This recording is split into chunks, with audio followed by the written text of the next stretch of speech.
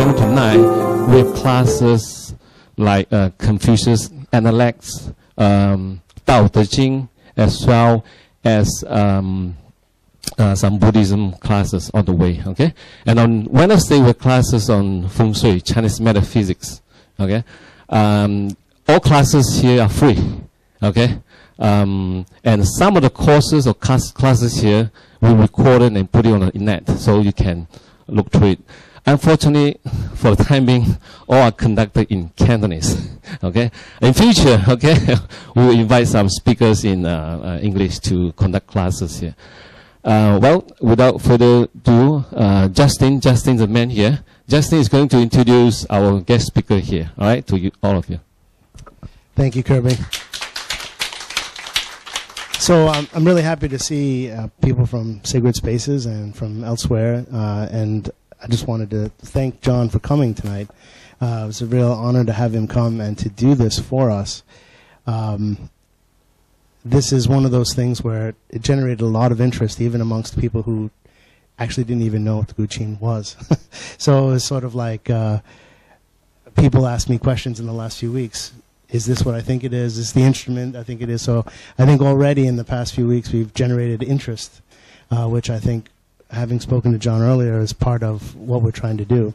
So I just want to say thanks again for John to come, and we'll get started. For Sacred Spaces, we'll be here until the end. There may be a Q&A session after, and then afterwards maybe we'll go out for coffee or something if anyone's interested. That's our normal event. Of course, anyone's welcome. We'll just wait until later to see what people want to do. So anyway, thank you. John Thompson, thank you.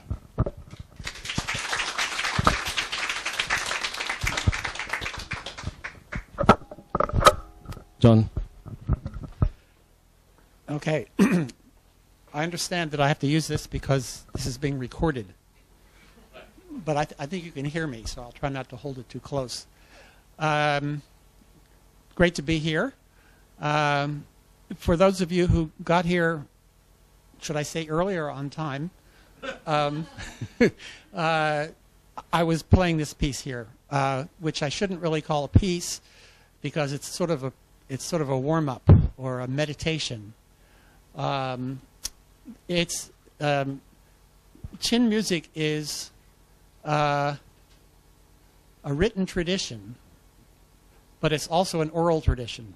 You don't learn by reading the music, but because the music was written down, we can play very old pieces.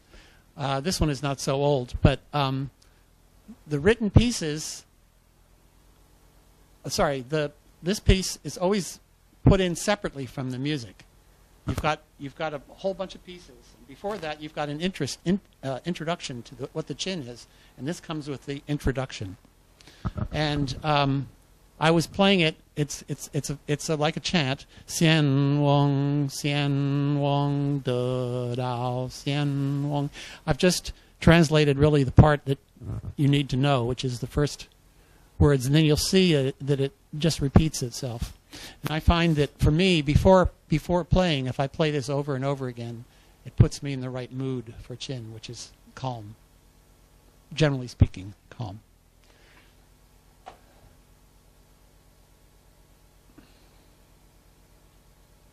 I'll be referring to my website. I have a very large website on the Qin, and if you have any questions, I'm happy to try to answer them.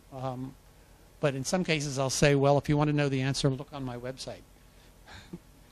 Either because it's too complicated or because I've forgotten the answer.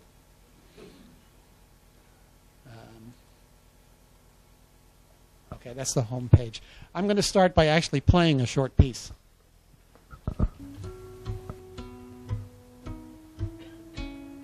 Necessarily mean Daoist texts.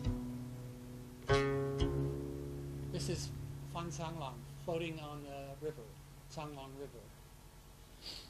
And it's just enjoying nature rather than serving the people and serving the government, which would be more Confucian.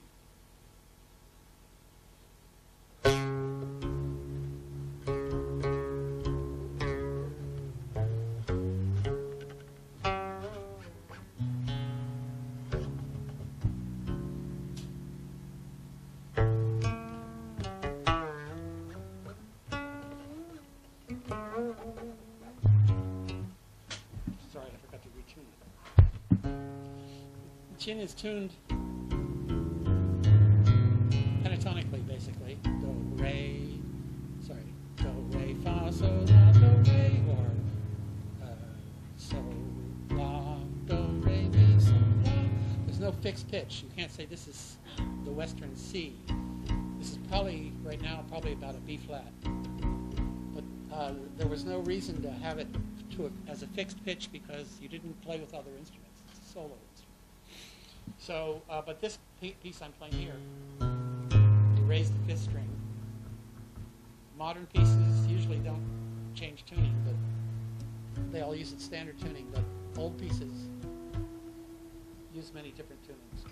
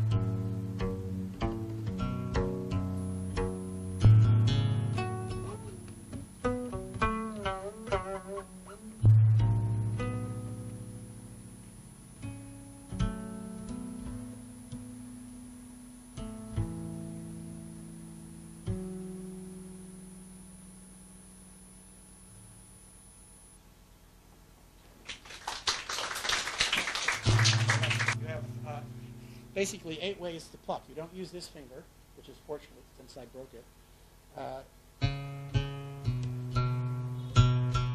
In and out with each finger. And this one, where your thumb is coming inwards, that's compared to the wind in the causing the frame. So I'm going to play now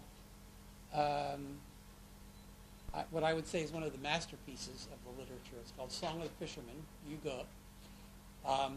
It's one of the great pieces. It's in 18 sections.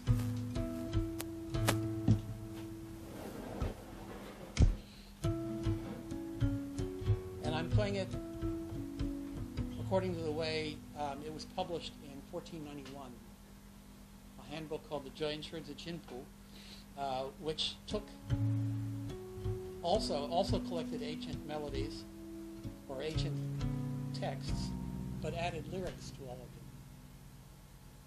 of them. Lyrics are always done in Qin songs. They're always done every time there's a right-hand stroke, and occasionally on a left-hand slide there's a word. It's quite word-intensive.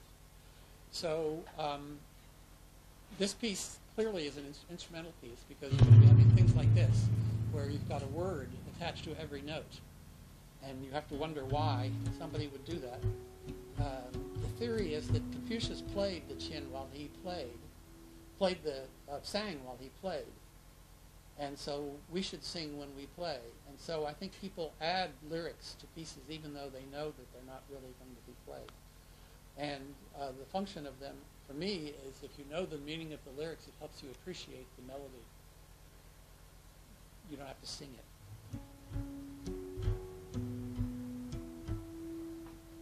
Okay, so this is using this raised fifth tuning. It's called Song of the Fisherman.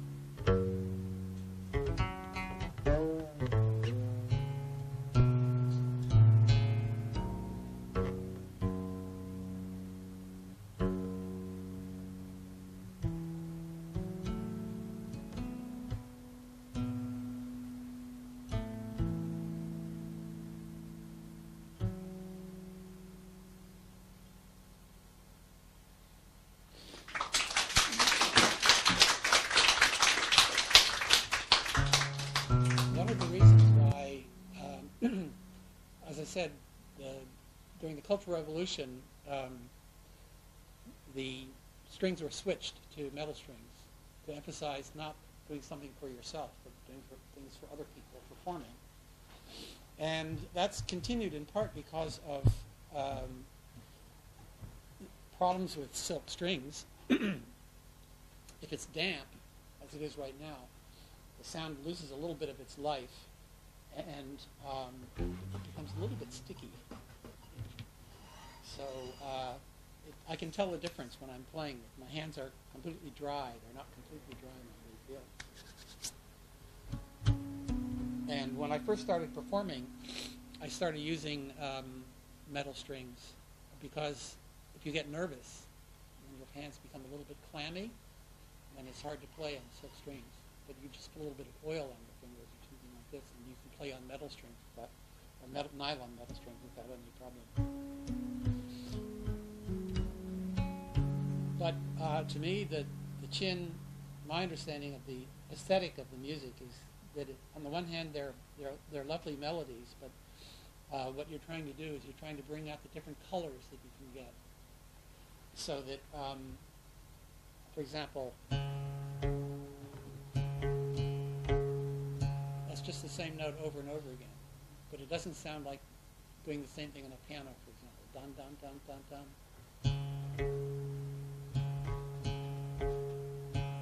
And if you're doing that on metal strings, you don't get as much difference between this sound. And people have measured this in terms of the sound waves that are produced, the sound vibrations of the sound, showing how rich the sound of the silk strings is.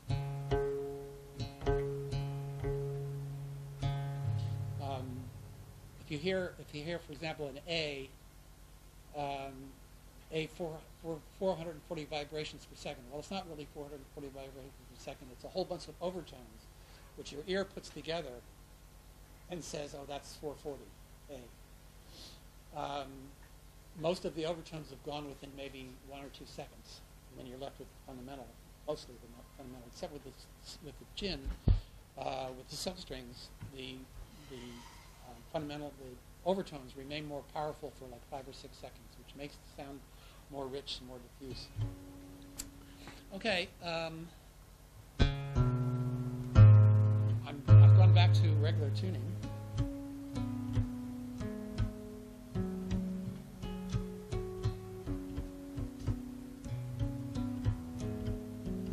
And I mentioned Wang Zichao, who is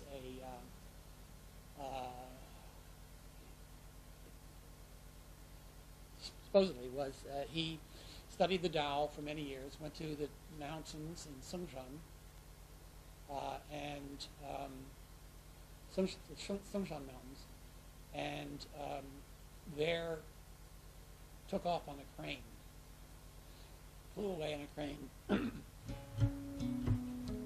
and the other was never seen again, or could occasionally be glimpsed flying in the clouds. And this piece is published, I'm playing it from a handbook published in 1525, Sibu Tang Qin.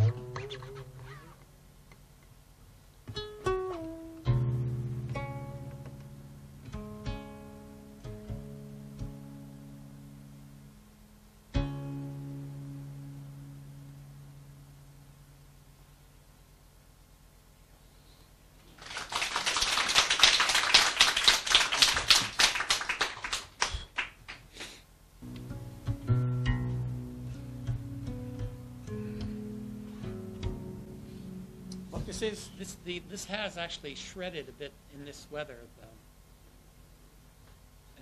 It's hard on. The ironic thing about that is I always thought that the chin would be harder to play in Guangdong or in Hong Kong than elsewhere because it's so hot and humid here. And yet, probably there are more silk string players in Hong Kong than there are in other parts of China. It's just developed that way. Maybe people here are more conservative.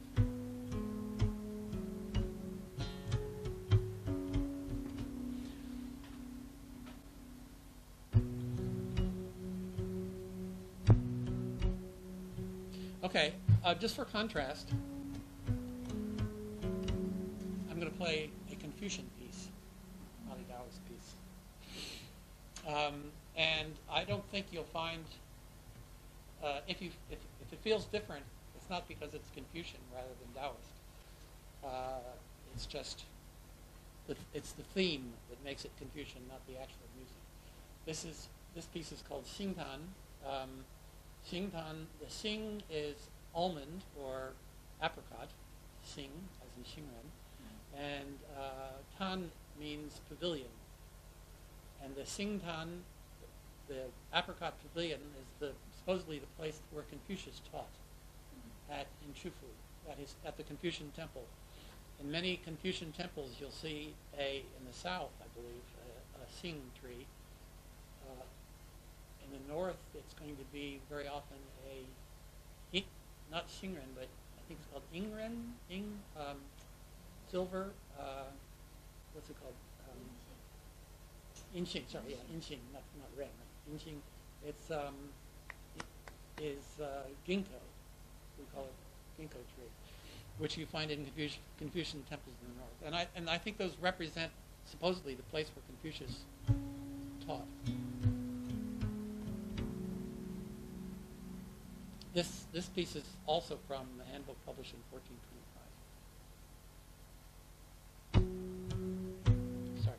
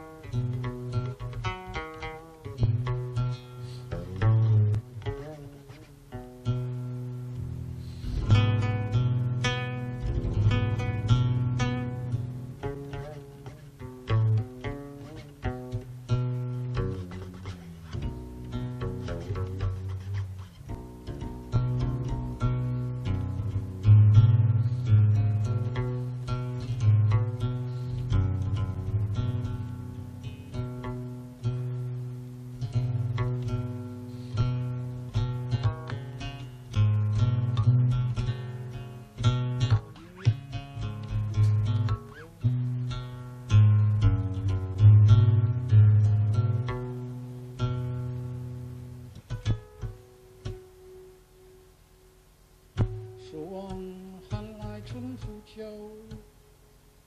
夕阳西下，水东流。将军战马今何在？野草鲜花满地收。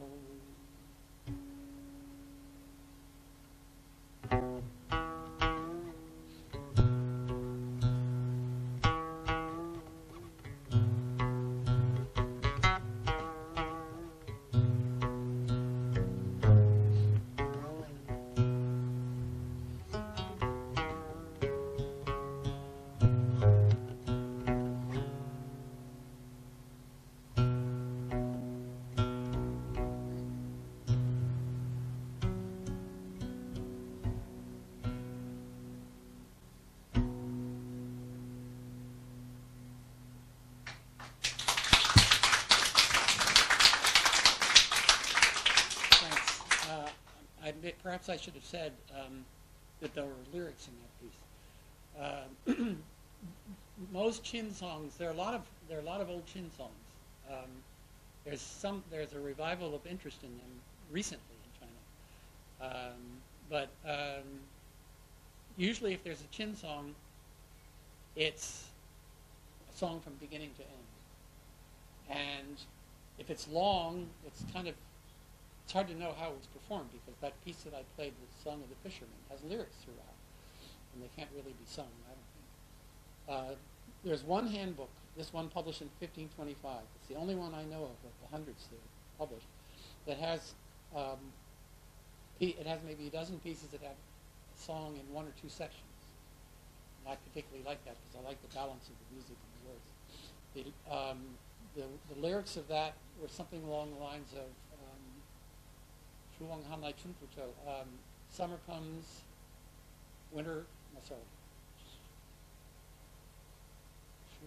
summer goes, winter comes, spring turns to fall, and something about flowers fading and the world becomes sad. Okay, well, it's a 5:15, and I think I would like to see if anybody has any questions. A request. All these gunfu in it. Now, since I got interested in the Qin, I've always wanted to play the earliest pieces. I learned the pieces that I learned from my teacher, which was about 15 pieces. That was about all the pieces that were being played around then. It was 40 years ago. Now there's a revival of interest in playing more pieces. But that's about what was available. And I learned the same version of Liu Shui that Wang Pinghu played. According to my teacher, yes, technically it's got all this stuff in it, which makes it look like you're a really good player if you can play it. But actually, it's much easier because you just master the technique and play it. Whereas a piece like I played at the beginning,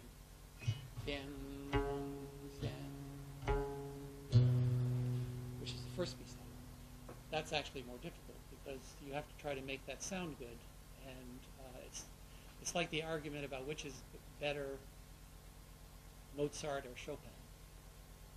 Mozart's too simple. Right? Chopin is the real one. Anyway, the version that I play of Liu Shui is the one it's the earliest one published, which is 1425, and you might not recognize it. It's very different back then because it doesn't have all those kung fu.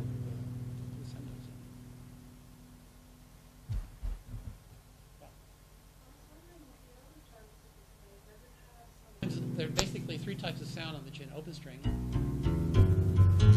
stop string, which can be added ornaments to, and then harmonics. Qin has more harmonics probably than any other instrument. Sort of the way it's laid out, these markers on the Qin, the gold or mother of pearl or whatever they are, depending on the instrument, mark the harmonic notes. Which I think was because when people were first playing the Qin and they started playing harmonics, well, if you're playing a harmonic, if you're playing a stop sound, it's a little bit off, you just slide into, it's a little bit flat, so you just slide up.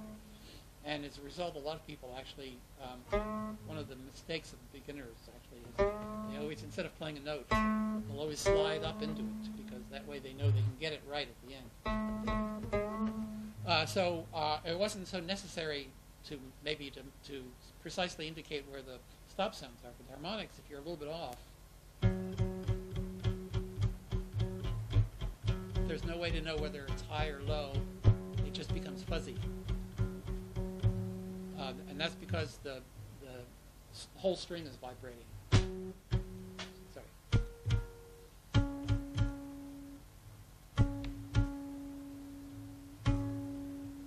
If I touch it here, it'll keep vibrating because the string is vibrating in equal parts. So that wasn't answering your question, but that's just explaining what harmonics are. And no, a harmonic is indicated in, if you remember those pictures that I was showing you that illustrate different sounds. That's represented by a butterfly or a dragonfly, has big wings, right? Floating across the water and occasionally touching you. So there's that imagery, but there's no specific symbolism for those passages.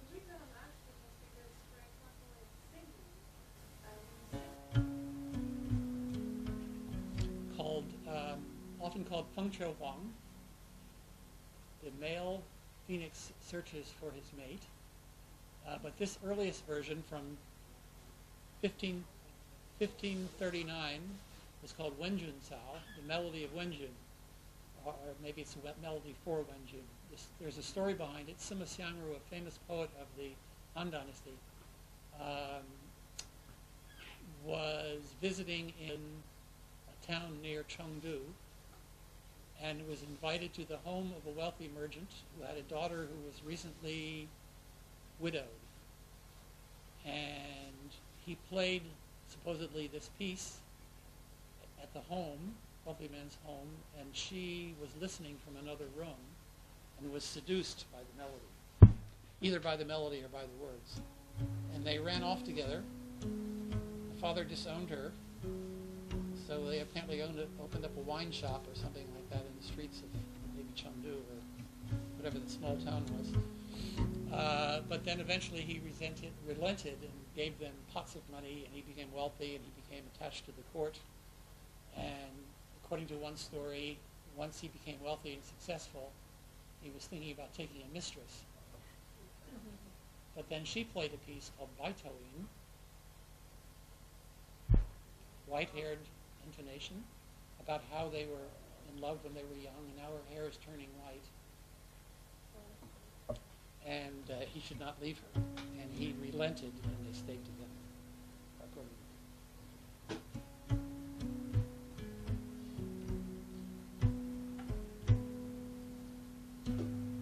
there's two famous poems. Oh, there's one, the most famous poem, Feng Chou Huang, is Fengxi Guigu Xiang, supposedly attributed, it's found in ancient sources and is supposedly attributed to Sima Xiangru. Fengxi Guigu Xiang. Feng is the male phoenix. Guigu Xiang, returning home, Aoye Sihai Choqi Huang, wandering the four seas looking for his mate. But this one uses different lyrics. These lyrics are famous because they're included in some operas like the Xishangyi, where the scholar plays this song in the courtyard, and is it Scholar Zhang is his name? And the lady he's interested in, he has her maid have her sit outside the window and listen to him play. And the song of that one is Yo Mei Ren Xi. There is a beautiful woman, Jian Zhi Buwang. Having seen her, I can't forget her. If one day I don't see her, then it's like I'm crazy. So he then begs her to take his hand, otherwise he's going to, what's he going to do? Just go on wandering hopelessly.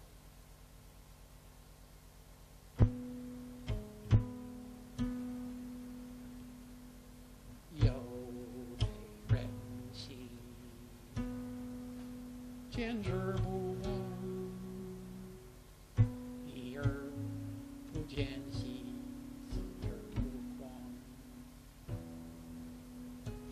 鹏飞翱翔兮，四海秋荒。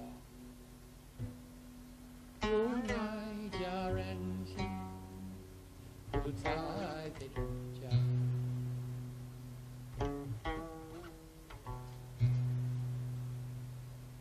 将心爱于心，了谢为真。而见虚兮，为我彷徨。远年配得兮，细小相加。不得与非兮，是我之奔往。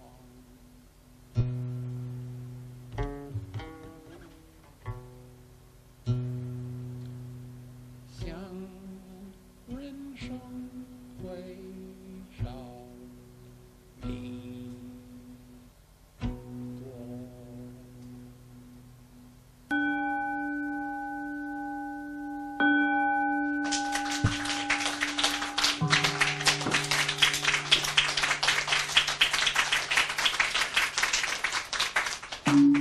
Afterwards, I'll be more than happy to talk about it later. Otherwise, I want to thank Kerby for giving us the opportunity to come here again. This is becoming a somewhat regular thing, and I'm really happy at that. This is the third time. Hopefully, we find another opportunity in the time going forward. So, anyway, thank you very much.